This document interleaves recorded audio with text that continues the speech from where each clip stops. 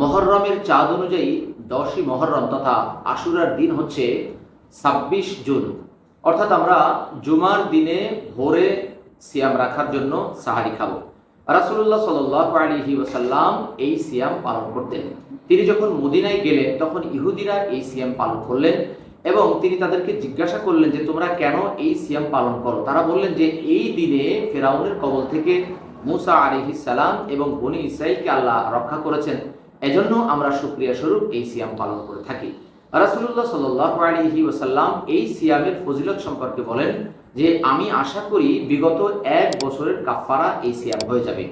অর্থাৎ কেউ যদি এই সিয়াম পালন করে তাহলে বিগত 1 বছরের সগীরা গুনাহের কাফারা হয়ে যাবে। সহিহ মুসলিম হাদিস নাম্বার 1162, হাদিসটি সহিহ। সহিহ মুসলিম 1163 নম্বর হাদিসে রাসূলুল্লাহ সাল্লাল্লাহু আলাইহি ওয়াসাল্লাম বলেন যে রমাদানের সিয়ামের পর সবচেয়ে উত্তম সিয়াম হচ্ছে এই আশুরার সিয়াম। অনেকেই প্রশ্ন করেন যে এই সিয়াম কি একটি রাখতে হবে নাকি দুটি রাখতে হবে। রাসূলুল্লাহ সাল্লাল্লাহু আলাইহি ওয়াসাল্লামের সাহাবায়ে কেরামগণ এসে বললেন, ইয়া রাসূলুল্লাহ, ইহুদিরা এই দিনে সিয়াম পালন করেন। তখন রাসূলুল্লাহ সাল্লাল্লাহু আলাইহি ওয়াসাল্লাম বললেন যে আগামী বছর আমি ইনশাআল্লাহ 9 মুহররম আরেকটি সিয়াম পালন করব। এবং রাবি বলেন যে রাসূলুল্লাহ সাল্লাল্লাহু আলাইহি ওয়াসাল্লাম আগামী বছর আসার আগেই তিনি ইন্তেকাল করেছেন। এজন্য ফকিহগণ বলেন যে 9 এবং 10 মুহররম অথবা 10 ও 11 মুহররম এই সিয়াম পালন করা যায়।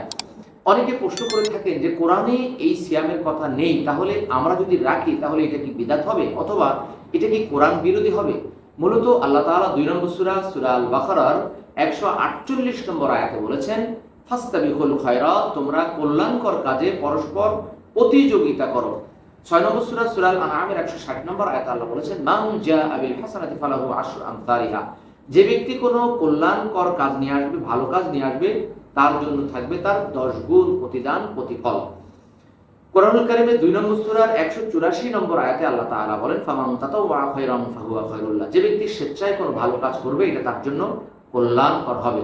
যেহেতু সালাত সিয়ামের কথা কোরআনুল কারীমে এসেছে, আর যদি আমরা স্বেচ্ছায় অতিরিক্ত আদায় করি, অতিরিক্ত পালন করি, তাহলে এটা আপনার আমার জন্য কল্যাণকর হবে, এটা কিছুতেই কোরআন বিরোধী হবে না।